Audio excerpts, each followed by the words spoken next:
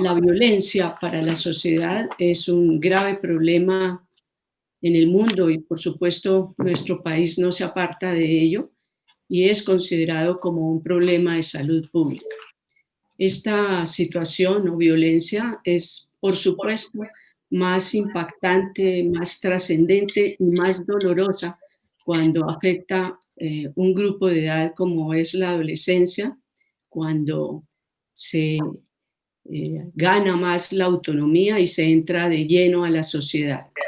Para este tema tan trascendente y tan importante, hoy tenemos al profesor Miguel Barrios Acosta, profesor titular del Departamento de Pediatría de la Facultad de Medicina, efebólogo, doctor en salud pública e investigador en violencia y maltrato infantil y juvenil. Así que muy seguramente este rato de encuentro de la facultad con ustedes, nuestros frecuentes asistentes, será muy provechoso y las lecciones por aprender de gran importancia. Profesor Barrios, bienvenido. Es verdaderamente un honor que usted esté nuevamente con nosotros. Adelante. Bueno, buenos días a todos y a todas. Muchas gracias a la profesora Farías por la gentil invitación, a todas las personas participantes por estar acá con nosotros. Eh, Vamos a hacer entonces básicamente oigo un eco, eh, un, eh, como un enfoque sobre el tema grande de la violencia. Simplemente vamos a hacer un zoom para trabajar un tema muy puntual que tiene que ver con violencia dentro de las relaciones erótico-afectivas y la coerción social sexual entre adolescentes. ¿Usted me aclara, profe, cuánto tiempo tengo para presentar? Pues son 45 minutos, 40, porque nos gusta siempre disponer de unos minutos para que nuestros asistentes puedan participar a través de sus preguntas y comentarios.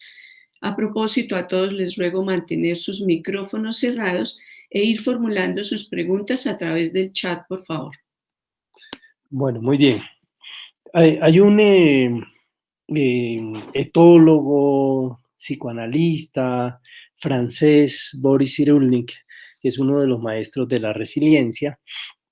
En una de sus frases de sus libros dice: los adolescentes solo tienen un deseo en la cabeza, el amor del amor, que les proporciona la ilusión de poseer, además de ser poseídos, en un deslumbramiento que los seduce completamente.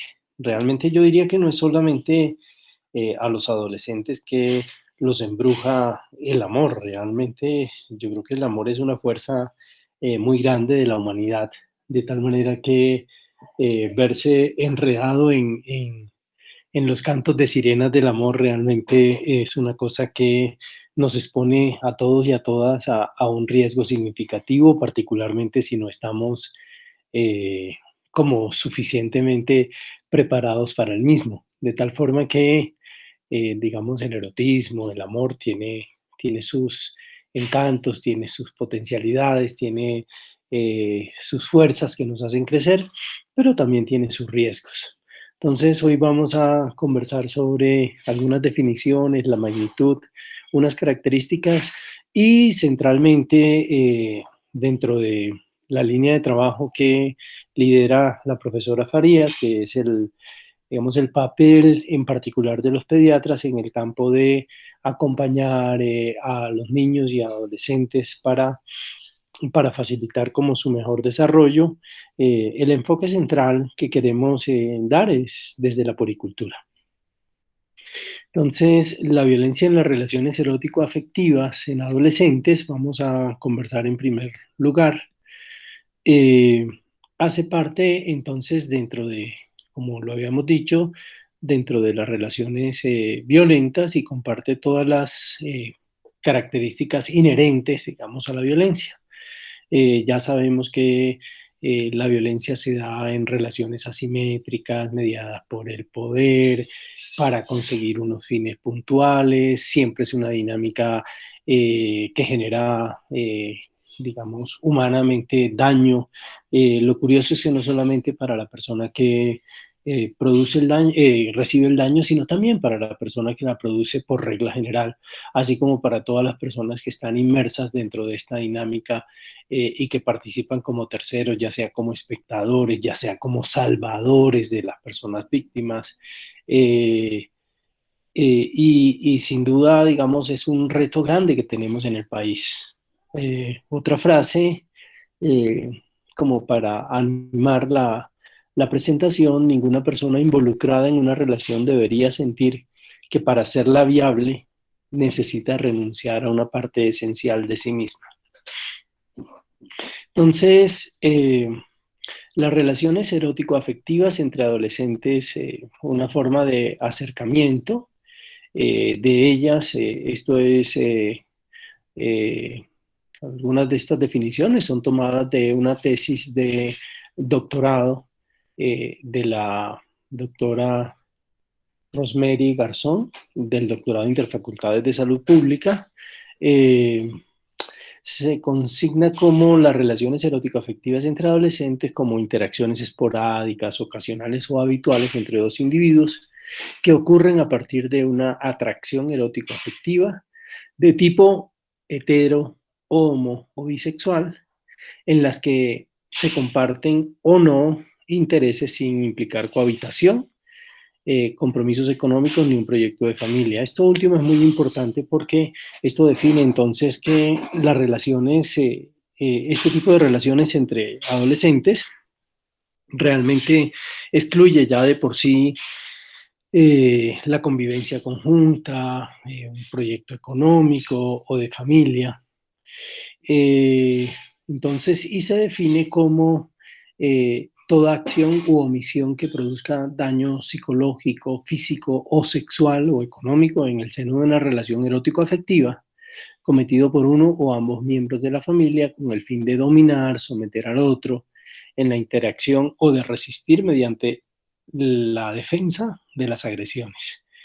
Algunas características entonces hacen que la violencia en las relaciones erótico-afectivas entre adolescentes sea un poquito distinta de la que usualmente estamos acostumbrados a ver dentro de la población adulta. Ahorita vamos a profundizar un poquitico más. A su vez, el término de coerción sexual y también de coerción reproductiva.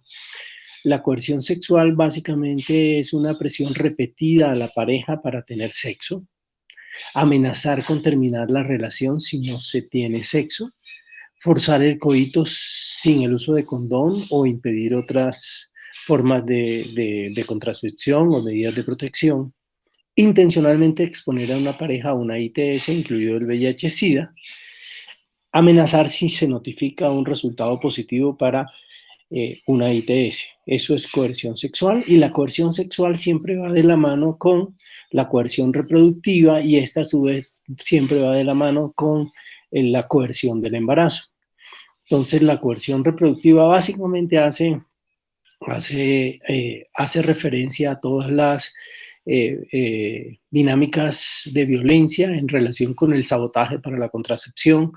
Ello implica esconder las píldoras, botar las píldoras, hacerle huecos a los preservativos, retirar el uso de los preservativos en el uso de una relación coital, no respetar el acuerdo, por ejemplo, del retiro. Si se ha dicho que vamos a tener sexo y antes de tener la eyaculación se retira, etc. Coerción en todo lo relacionado con el embarazo, es decir, hacer como una presión indebida en relación con tú debes quedar embarazada, es importante que tengamos que hacerlo sin que la otra persona quiera realmente tener, digamos, el embarazo. Y ya la coerción sobre el embarazo ya establecido implica perder la mujer la capacidad de la interrupción voluntaria del embarazo, si es que así lo quiere hacer, o, o al revés, y impedir que la mujer continúe un embarazo si es que lo quiere llevar a cabo. Algunos datos muy rápidos en relación con la magnitud, digamos, de esta problemática. Eh, mm, Hay que decir que realmente los datos son muy variados y hay que decir también que eso depende de muchas fuentes. Algunas de ellas las traigo acá para que ustedes vean, digamos, la variación, pero estos datos que les presento les ilustran claramente a ustedes la magnitud de la relevancia de esta problemática. Hay un reporte que habla que entre el 12 al 87% de los jóvenes habrían sufrido algún tipo de violencia en el marco de una relación de noviazgo. Importantísimo, y tal vez este es el dato que quiero que graben. Según la Organización Mundial de la Salud, 3 de cada 10 adolescentes sufren violencia dentro del noviazgo. Es tal vez como el dato que más manejamos, es decir, que la violencia dentro de las relaciones erótico-afectivas más o menos se presentan alrededor del 30 al 35% de todas el tipo de relaciones. El Centro para el Control de Enfermedades de los Estados Unidos establece que 1 de cada 11 adolescentes reporta ser víctima de violencia física dentro de estas relaciones de violencia erótico-afectivas, en tanto que 1 de cada 5 señala ser víctima de violencia emocional. Y cada una de 5 mujeres en lo que allá llaman, digamos, preparatoria, que sería como el bachillerato, ha sido asaltada física o sexualmente por su pareja en el contexto de una relación de noviazgo. Algunos datos de Colombia en la encuesta nacional de demografía y salud de 2015, las mujeres entre los 13 a 14 años que reportaron violencia de pareja, el 81% dijo que ellas lo habían tenido, mientras que a su vez ninguno de los hombres de la misma edad lo tuvieron. Y entre los 15 a 19 años, el 68% reportó algún tipo de violencia y siendo el 83% en los hombres, siendo mayor en los hombres la de tipo psicológica. Algunos datos relacionados con la coerción sexual y reproductiva.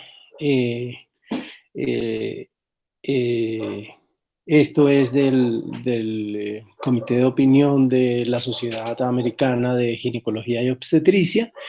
En un estudio en una clínica de planificación se encontró que 15% de las mujeres que vivían o que vivenciaban abuso físico también reportaban sabotaje en el uso de los métodos contraceptivos.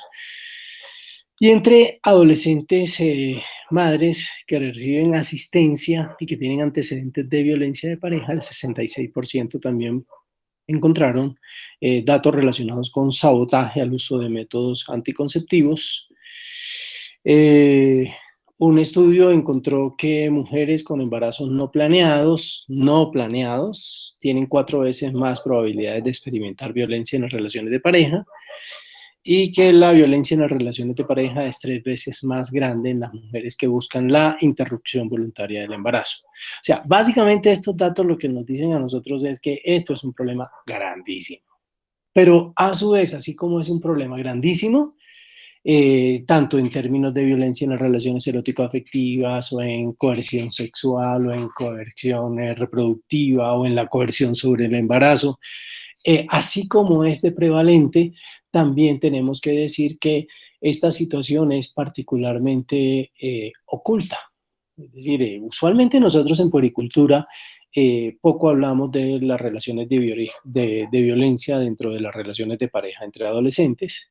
Los datos que les acabo de mostrar en términos de coerción sexual o de coerción reproductiva o de coerción del embarazo, que son datos que tienen que ver fundamentalmente con el hacer clínico de aquellas personas que trabajan sexualidad dentro de los servicios de atención clínica o de salud o médicas para adolescentes. Realmente, usualmente poco se explora específicamente. Cuando llega, por ejemplo, una muchacha adolescente con intención de planificar o incluso con la intención del embarazo, no siempre preguntamos con detalle como qué tanto esa gestación fue fruto de una presión indebida sobre las mismas. Vamos a mirar algunos elementos relacionados con las características de la violencia en las relaciones erótico-afectivas entre adolescentes. Pues ya hemos dicho que esto tiene unas características propias. Uno de los datos importantes es el incremento en cuanto a la prevalencia de la violencia en las relaciones erótico-afectivas en la medida en que va avanzando, digamos, la edad del embarazo.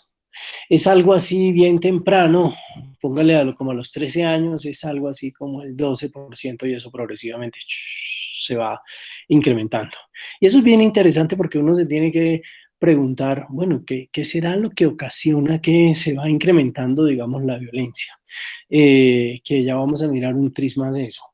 Hay que decir que algunos de los elementos que son interesantes en términos de esta situación es que esta violencia es bastante más equitativa en cuanto a las diferencias de género de lo que usualmente ocurre en la violencia de la violencia de pareja o de la coerción sexual que se produce en la población adulta. De hecho, si uno mira los datos, realmente encuentra que más o menos los porcentajes, aunque hay una ligera preponderancia de la violencia del agresor de los hombres sobre las mujeres, en general es bastante equitativa, muy equitativa, ¿sí? Entonces, es decir, que es una violencia, llamémosla digamos, eh, como más equitativa, digamos, en términos de género. Clásicamente se ha descrito, aunque debo señalar que quizá esto se empieza a cuestionar un poco, en que existen diferencias de género en las expresiones de la violencia en las relaciones erótico-afectivas entre adolescentes, y se ha dicho que tradicionalmente los hombres agreden más físicamente, hacen más agresión o violencia sexual, mientras las mujeres hacen más violencia de tipo simbólico o de tipo emocional. Entonces, eh, pero es probable que la cosa no sea como tan marcada como tradicionalmente se ha dicho. Y hay algunas asociaciones que son importantes en términos de la violencia en las relaciones erótico-afectivas. Particularmente es súper fuerte la asociación entre la exposición al bullying dentro de la vida escolar con la aparición subsiguiente de violencia en las relaciones erótico-afectivas. Otra asociación que cada vez cobra más fuerza es, digamos, la asociación que se presenta digamos, algunas prácticas de relacionamiento mediadas por el sexo entre los adolescentes, específicamente, por ejemplo, el sexting o otras formas equivalentes de compartir componentes de contenido eróticos sexuales con la violencia en las relaciones erótico-afectivas entre adolescentes. Realmente es un problema muy importante. Esto es de la Universidad de Illinois, básicamente como para mostrar algunos de los elementos como de entendimiento de esta dinámica. Y aquí lo que quería como mostrarles es la asociación esta que hay entre el bullying y una forma muy particular, digamos, de violencia de este tipo de violencia que estamos discutiendo, que es lo que en la literatura anglosajona se llama como el teen dating violence. Miremos qué formas de expresión se manifiestan, digamos, la violencia en las relaciones erótico-afectivas entre adolescentes. La doctora Garzón, en su tesis, ella describe, digamos, tres grandes categorías. Yo he adicionado una cuarta acá, y una de esas categorías que describe Rosemary, ella incluye la categoría de amigos y pseudoamigos como una sola. Yo he excluido de ahí la categoría de amigos, tal vez porque soy viejito, y ya les explico por qué. Eh, Porque, digamos, por lo menos para las... hay que señalar que en general todas las categorías de entendimiento son acuerdos, ¿no? Y acuerdos sociales, académicos, lo que ustedes quieran, pero en general, digamos, las personas como viejitos o la forma como entendemos como la amistad, la excluimos en los acercamientos de tipo erótico afectivos, no afectivos, sino eróticos, íntimos, digamos, en términos de relacionamientos eh, eh, explícitos e implícitos de erotismo incluido dentro de las relaciones de amistad. Por eso simplemente, digamos, prefiero trabajar la categoría únicamente de pseudoamigos. Pseudoamigos entonces es cuando una de las personas en una relación de amistad realmente tiene un interés erótico afectivo en la otra persona, pero la otra persona, digamos, no lo tiene.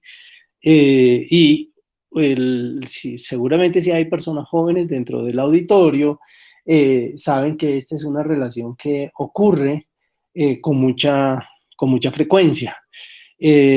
Cuando esto pasa, de alguna u otra manera, la persona que tiene el interés sexual está como allí, como esperando a que se dé como la oportunidad, quizá haciendo como pininos, méritos para en algún momento dado trascender esa categoría, pero dentro de ese proceso sucede con mucha frecuencia cuando surge allí lo que se constituye el asalto sexual mediado por el consumo de sustancias psicoactivas. Entonces, que digamos los pseudoamigos se van de rumba o a socializar y particularmente mediados por el trago, digamos, se altera como la capacidad de juicio, raciocinio, resistencia y eventualmente el pseudoamigo eh, o, accede, digamos,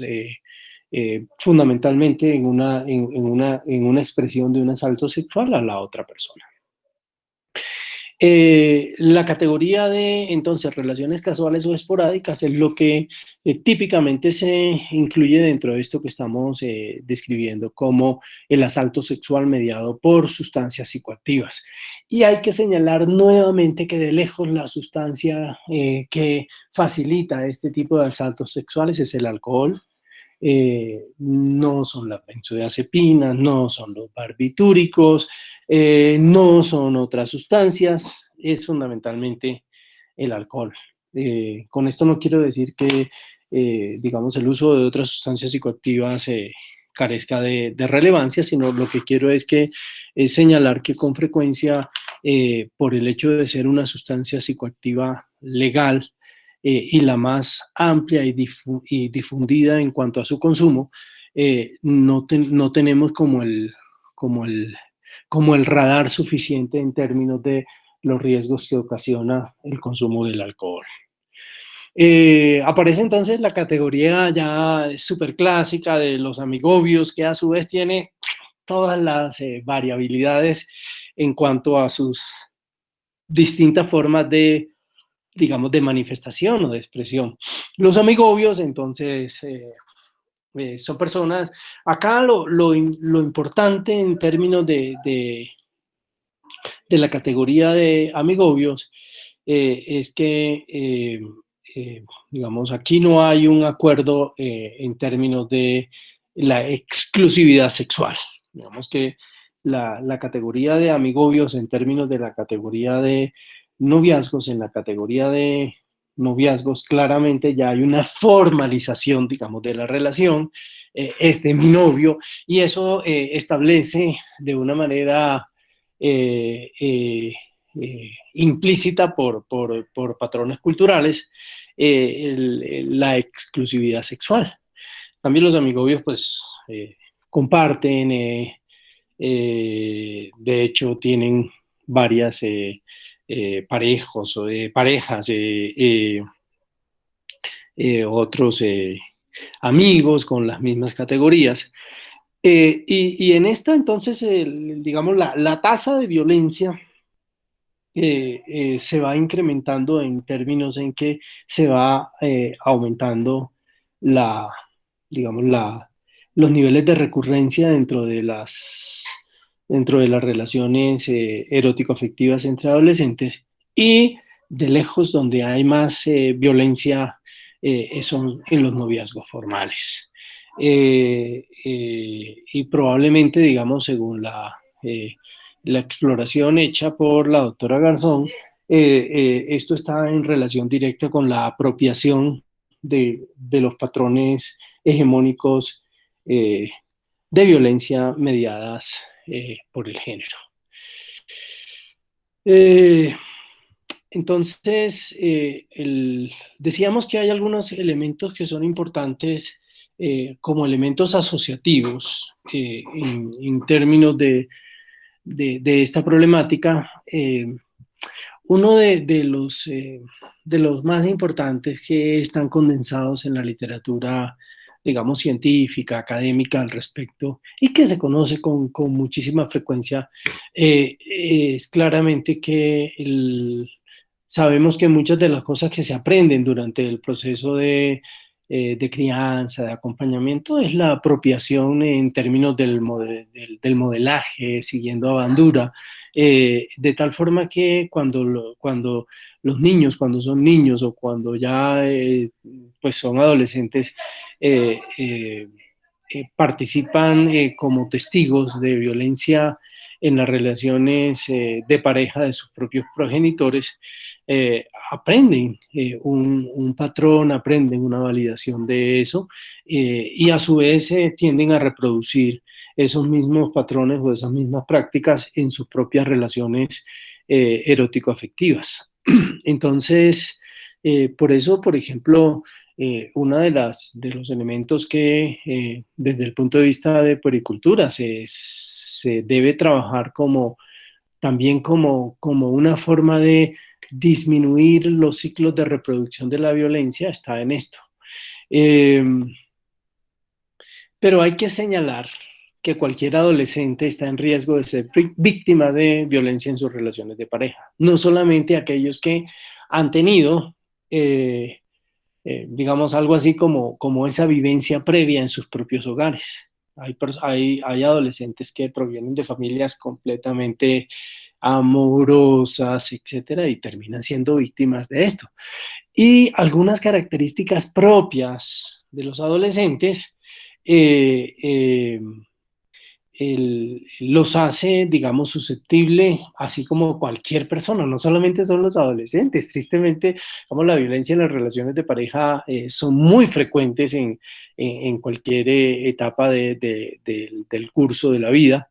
Y no solamente los adolescentes son los que se enamoran del amor, como dice la doctora Garzón, sino que realmente digamos, el poder tener una relación de pareja, particularmente cuando se va aumentando dentro de los años de la adolescencia, aparece como una cosa importante, incluso puede aparecer como una situación de estatus, y no tener pareja, por ejemplo, puede ser vista dentro de algunos grupos relacionales sociales y de pares como algo que, bueno, algo no está bien con esta persona que finalmente no se levanta un novio o una novia, ¿sí? Entonces, obviamente algunas cosas relacionadas con características del propio desarrollo de los adolescentes, desde desconocimientos, por ejemplo, o no saber que algunas cosas que culturalmente están, digamos, son como bien vistas o algo así, realmente son expresiones violentas. Que el control, por ejemplo, no es una expresión del amor, sino que básicamente, fundamentalmente, en esencia, es una expresión de violencia, ¿sí? Los celos, etcétera. Entonces, hay algunas expresiones relevantes en términos de la violencia en las relaciones de pareja que sin duda tienen una preponderancia muy importante. En los servicios de salud, particularmente los servicios de urgencias, y en varios reportes que ha hecho, por ejemplo, el Instituto Nacional de Medicina Legal y Ciencias Forenses en el país, ha documentado cómo, particularmente en personas jóvenes, muchas de las conductas suicidas, y recuerden que la conducta suicida es un espectro amplio que va desde pensamientos hasta el suicidio, pensamientos suicidas hasta el suicidio consumado, están asociados con violencia en relaciones de pareja. Ya sea como víctima, ya sea como manipulaciones, etcétera. Entonces, eventualmente ante cualquier adolescente que consulta en un servicio de urgencias ante la expresión de cualquier forma de expresión del suicidio, hay que explorar sobre violencia en las relaciones de pareja. Ya hemos comentado cómo hay distintas formas de expresiones de la violencia sexual al interior en relación con coerción sexual, coerción reproductiva, coerción del embarazo. El asalto sexual facilitado por drogas tristemente es un problema que vemos con mucha frecuencia, y hay que señalar que solo 1 de cada 3 adolescentes que ha sido asaltado sexualmente termina en los servicios de urgencias. También tener en cuenta que en general muchas expresiones en relación con la salud mental hacen parte de las expresiones o manifestaciones de la violencia en las relaciones erótico-afectivas. Y decíamos, empezando, que el ciberacoso realmente hoy en día es un problema muy importante, y claramente las personas jóvenes en general tienen poca formación de algunos elementos básicos respecto a los acercamientos erótico-afectivos, por ejemplo, en términos de qué significa un consentimiento, eh, eh, porque realmente elementos básicos en la comprensión, por ejemplo, de un consentimiento en relación con una conducta erótico-afectiva, eh, eh, se carecen de conceptos tan fundamentales como, por ejemplo, tener 2 cervezas en la cabeza encima. Ya técnicamente hablando, en países que aplican criterios de correlaciones entre funciones cognitivas con niveles de alcohol, por ejemplo, establece que esas personas ya tienen una alteración del juicio, y por lo tanto cualquier acercamiento erótico que posteriormente produzca malestar en una persona puede ser sujeto de que sea susceptible de una demanda penal al respecto. O que no puede haber, por ejemplo, un consentimiento completo si realmente la persona no tiene un entendimiento completo de cuál es la implicación futura de algún tipo de acercamiento. Ese tipo de elementos que son tan fundamentales desde el punto de vista educativo, realmente nosotros tenemos que empezarlos a trabajar. Y allí es cuando aparecen cuestionamientos de qué tanto realmente nosotros, desde el punto de vista del acompañamiento, de la adecuada formación de las personas en formación, estamos haciendo como un acompañamiento en verdad más adecuado a un crecimiento integral de los muchachos, porque claramente la educación sexual que se da en los colegios en términos de únicamente prevención o básicamente prevención de embarazo y de infecciones de transmisión sexual, y a veces un poquitico de violencia sexual, eso claramente es una apuesta insuficiente, muy centrada en los problemas, y que claramente no les enseña o no prepara a los muchachos para el amor, sabiendo que el amor es tan importante para ratificar muchos elementos relevantes dentro del desarrollo desde la afirmación de la corporalidad, la afirmación de los afectos, resolución de dificultades o problemas o, dentro de una relación, digamos, de pareja, etcétera. Entonces, las intervenciones en la poricultura, tenemos que señalar o afirmar esto último que se acaba de señalar, en términos de que realmente nuestra cultura es poco visionaria sobre la potencia del amor. Y realmente sería bueno que cambiáramos un poco el chip en términos de cómo es que se aborda el tema de la sexualidad y los derechos sexuales y reproductivos en la adolescencia, porque eh, eh, tendríamos que, eh, hace poquito una residente de pediatría me dijo, bueno, pero ¿y usted cree que se supone que nosotros debemos explorar en cada encuentro con un adolescente en términos de la exploración de la sexualidad, la presencia de dificultades en términos de la funcionalidad sexual, como en términos del erotismo? Y yo le dije, pues claro, o sea, se parte allí. Si nos preguntamos qué tantas son las dificultades de eyaculación precoz, problemas de la erección, que son problemas que fundamentalmente no tienen, por definición, ninguna causa orgánica que produzca eso, sino que tiene que ver básicamente con el disfrute de la sexualidad. Esa persona decía, no, pero es que yo no tendría como idea cómo abordar eso. Entonces yo le dije, bueno, pues una pregunta tan sencilla como ¿cómo describirías que es tu nivel de satisfacción o placer en términos de tus relaciones íntimas? Eso no suena como tan complejo, pero da un poco, da cuenta en términos de lo poco visionario que somos sobre, sobre la potencia, digamos, del amor. Es necesario enseñar, digamos, eh, a los hijos, a las personas con las que trabajamos, que realmente leer, interpretar adecuadamente cuando una persona puede ser peligrosa. Desde cosas tan sencillas como si una persona a solas habla mal, denigra de otras personas, realmente ya de por sí eso está diciendo que esa persona es peligrosa.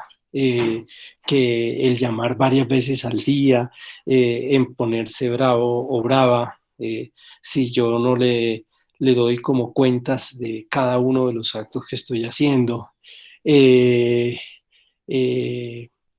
eh, Querer, por ejemplo, controlar cada una de las acciones, controlar la forma de vestimenta, eh, el, el, eh, cuando, cuando las personas empiezan como a manipular de ¿por qué hiciste esto? Esto me hace daño. Realmente ese tipo de elementos es necesario que los muchachos los conozcan, porque allí es donde pueden empezar como a detectar personas peligrosas dentro de sus relaciones de pareja. Y por supuesto que el extremo más grande del peligro de estos son los feminicidios, que ya al interior de las relaciones de pareja establecidas y mediadas exclusivamente por eso, el extremo concreto de eso es lo que se llama el uroxicidio. Entonces, no siempre los adolescentes les cuentan a sus cuidadores, papás, mamás, etcétera, que están siendo violentados al interior de sus relaciones erótico-afectivas.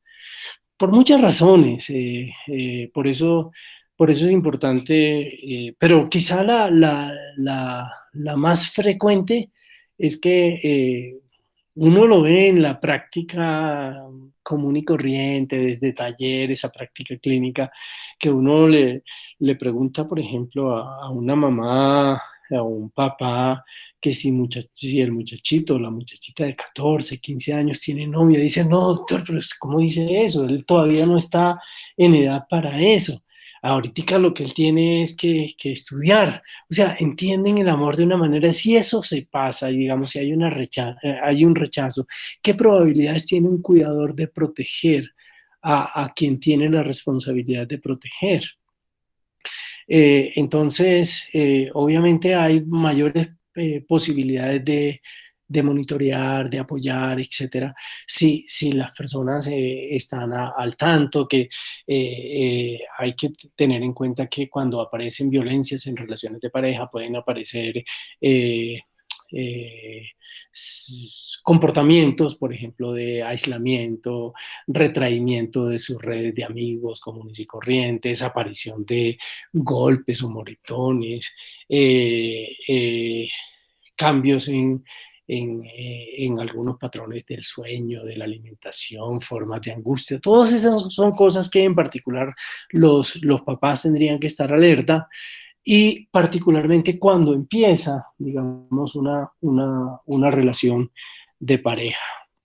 Entonces, ya hemos comentado cómo algunas características, digamos, de los propios individuales, de los adolescentes, eh, los hacen como que sean más susceptibles a tener, ser mayores violentados dentro de una relación erótico-afectiva, en particular, por ejemplo, cuando dentro de su proceso de formación, de acompañamiento, no han aprendido como las habilidades necesarias para resolver conflictos, para negociar, para definir sus propios límites y sus propios criterios dentro de ese proceso.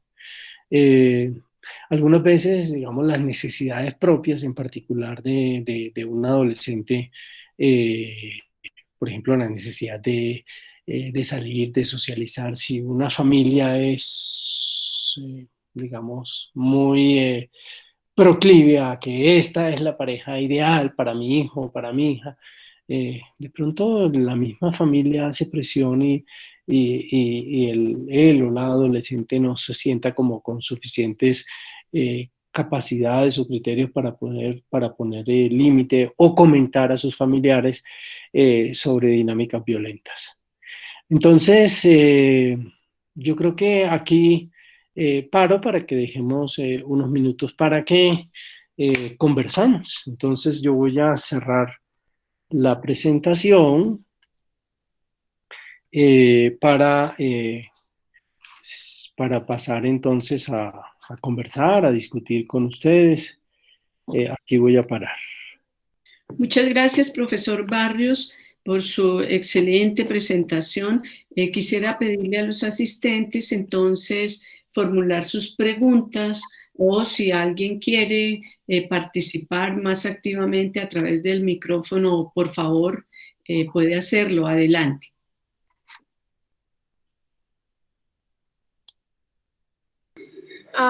Buenos días.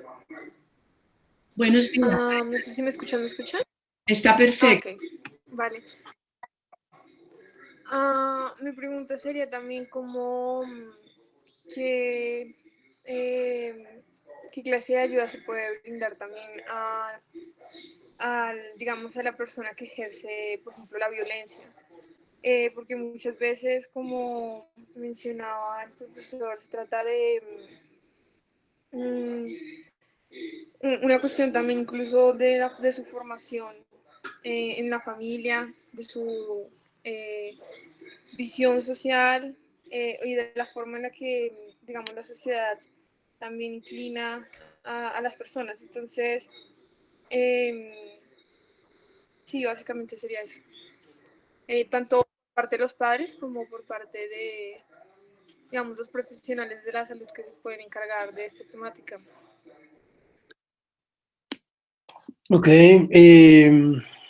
bueno, le agradezco a Karen la intervención y la pregunta, porque esta sirve para señalar que hoy en día, eh, tal vez digamos en términos de lo que Karen señala, hay que dividir ese escenario de la respuesta en dos escenarios. o en tres tal vez. El primero es el escenario del asalto sexual. Estadísticamente se sabe que en países, por ejemplo, como en los Estados Unidos, más del 50%, alrededor del 55, 60%, etcétera, de todos los asaltos sexuales, de todos los asaltos sexuales son cometidos por menores de 18 años. O sea, primer dato para tener en cuenta. Se sabe que ya, y obviamente esos asaltos sexuales usualmente por definición se dan, vamos, o con otros adolescentes más o menos de la misma edad, o con personas adultas y fundamentalmente mujeres. Digamos, la mayoría de los asaltos sexuales son con mujeres. Y estamos hablando que entonces más del 50% de los agresores son pelados, o sea, son personas, hombres menores de 18 años. Más o menos también hay que tener en cuenta, en términos de violencia sexual, que en relación con los datos de abuso sexual, más o menos entre el 30-35% de todos los casos de abuso sexual, ¿sí?, son cometidos por personas jóvenes, por adolescentes, es decir, por personas menores de 18 años y también particularmente, digamos, por jóvenes. Y el tercer escenario, el tercer como grupo que incluiría estos elementos que estaba planteando Karen, de las personas jóvenes como violentas o como agresoras dentro de unas relaciones de pareja, que haría parte como la esencia de lo que estamos contando, de distintos tipos de violencia que no necesariamente son violencias sexuales, sino que, digamos, son violencia física, por ejemplo, violencia emocional, etc. Entonces, pero ¿qué hacer entonces con los agresores? Entonces tenemos que dividir esos agresores en dos categorías: aquellas agresiones que son eminentemente o que tienen un componente eminentemente sexual. Estamos hablando de quien comete el asalto sexual, estamos hablando de quien comete el abusos sexuales. Al respecto, hay que decir que en general los datos de seguimiento de adolescentes agresores sexuales son interesantes porque nos desmontan algunas cosas que tenemos en la cabeza que científicamente hablando son falsas. Es decir, cuando se hacen procesos de intervención con agresores sexuales, con ofensores sexuales menores de 18 años, las tasas de reincidencia, que es el indicador clínico más importante de intervención, que es lo que está preguntando Karen, ¿qué hago yo con la intervención de quien ofende? ¿Sí? Son bastante bajas en aquellos que reciben intervención. Usualmente esas tasas, más o menos, por ejemplo, de la doctora Bárbara Bonert, ella describe entre 2 a 3%, la serie, por ejemplo, de los británicos no pasa del 4 al 5%. Es decir, la mayoría de muchachos que cometen ofensas sexuales, sea de agresiones de asaltos o sea de tipo de abusos sexuales, no reinciden si son intervenidos. Es decir, no estamos hablando con personas que tienen como un perfil de pedófilos o cosas así por el estilo. Y eso es bien interesante porque implica, Karen, que son personas que si se intervienen realmente no van a volver a ofender o agredir sexualmente. Pero otra cosa también es importante tener en cuenta, que cuando se hacen estudios con personas ya condenadas en cárceles en términos de conductas agresivas o pedófilas de una manera persistente, lo que se encuentra es que más del 50% de ellos cometen la primera ofensa sexual cuando son adolescentes. Por lo tanto, allí eso implica, digamos, la necesidad de intervenir a este grupo de personas, que es lo que usted está preguntando. Bueno, ¿qué se puede hacer con personas que están cometiendo eso? Entonces, hay que iniciar procesos de intervenciones, estándares psicoterapéuticas específicas para manejar este tipo de, digamos, de problemáticas. En general, hay varios programas o formas de intervención, algunos de ellos estandarizados, otros no tanto, pero en general, digamos, se trabaja desde elementos en los cuales se hace una conceptualización y una apropiación básica de los elementos del manejo de la sexualidad y los derechos sexuales y reproductivos. Se trabajan con los pelados todas las situaciones de manejo de los riesgos de la agresión sexual y cómo eventualmente yo tengo que cuidarme de, de, de cualquier situación que me exponga a mí a la posibilidad de volver a agredir sexualmente.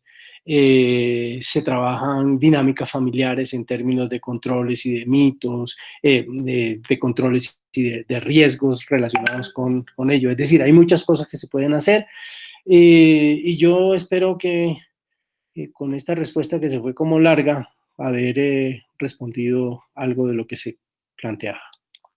Bueno, Floralba Torres hace un comentario que me parece excelente, por supuesto muy válido, y dice, el tema es novedoso y poco se enseña de él.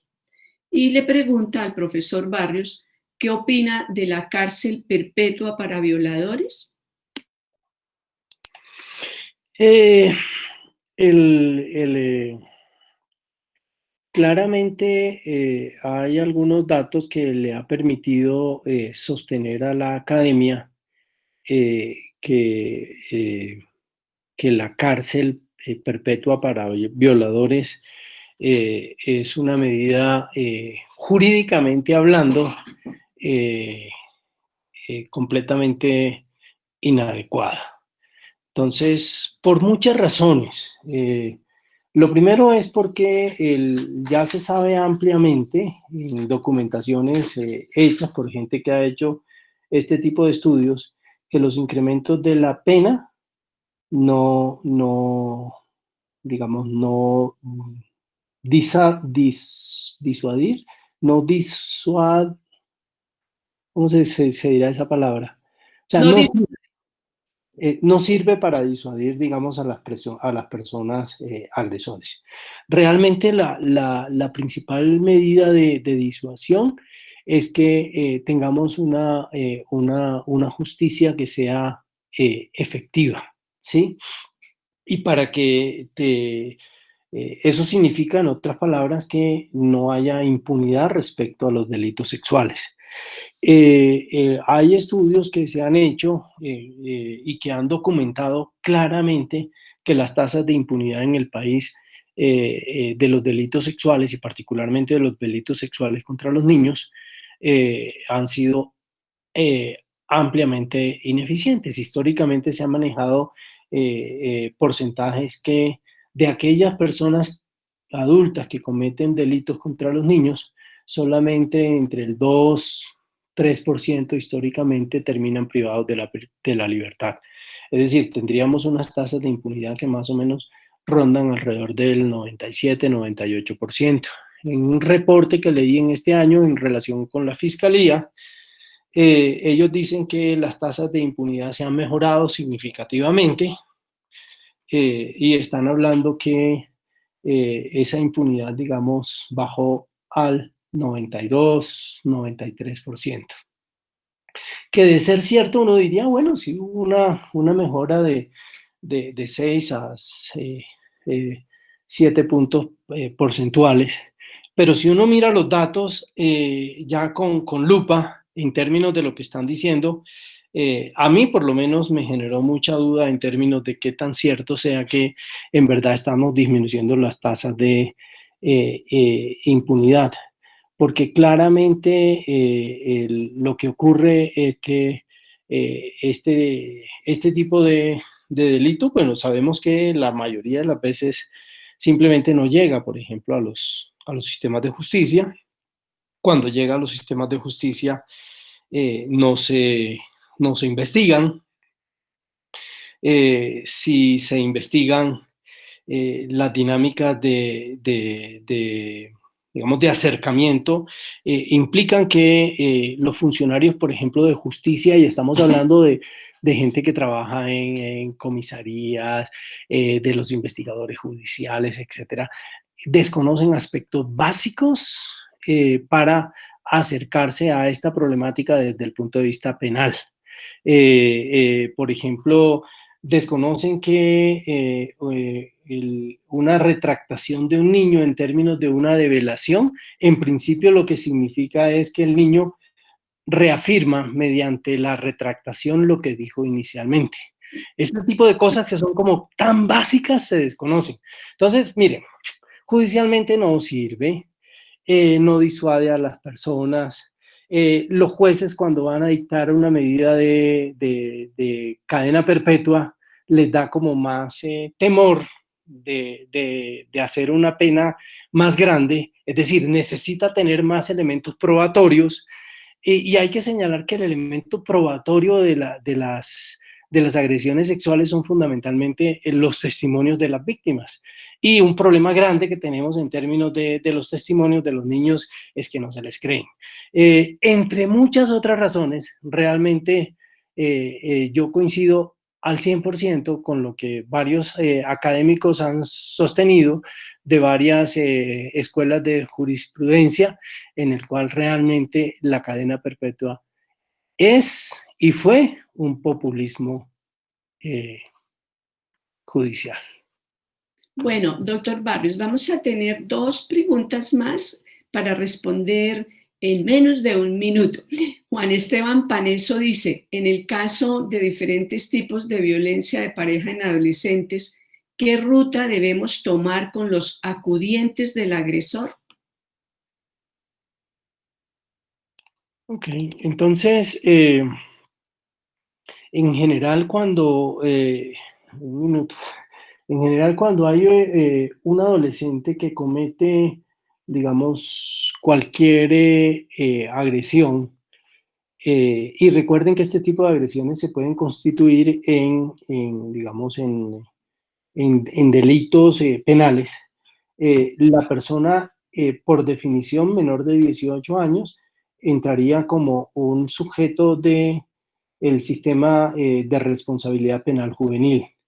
El sistema de responsabilidad penal juvenil entiende que cualquier persona, cualquier muchacho que cometa una agresión es una víctima dentro del sistema, y está orientado en primera instancia a recibir ayuda antes que a recibir, digamos, un acercamiento en términos de penalizaciones, ¿sí?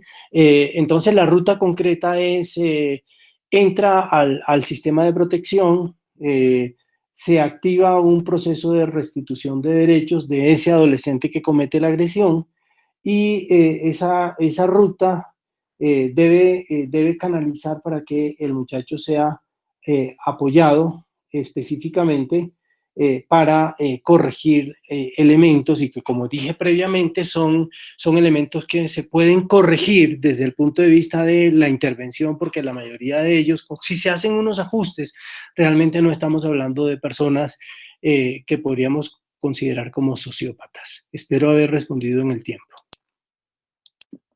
Bueno, muy juicioso, profesor. Tenemos nuestra última pregunta de Daisy Angarita.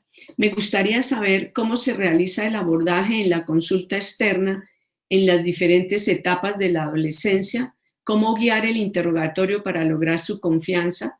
¿Hay algunos signos que pudieran indicar que el adolescente es víctima de estos tipos de violencia en pacientes que no quieren hablarlo? ¿Hay alguna línea de atención para adolescentes? Adelante, profe.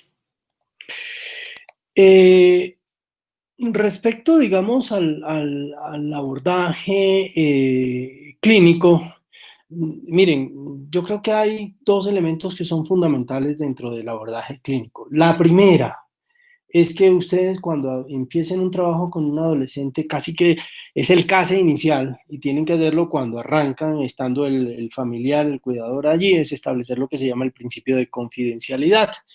El principio de confidencialidad dice todo lo que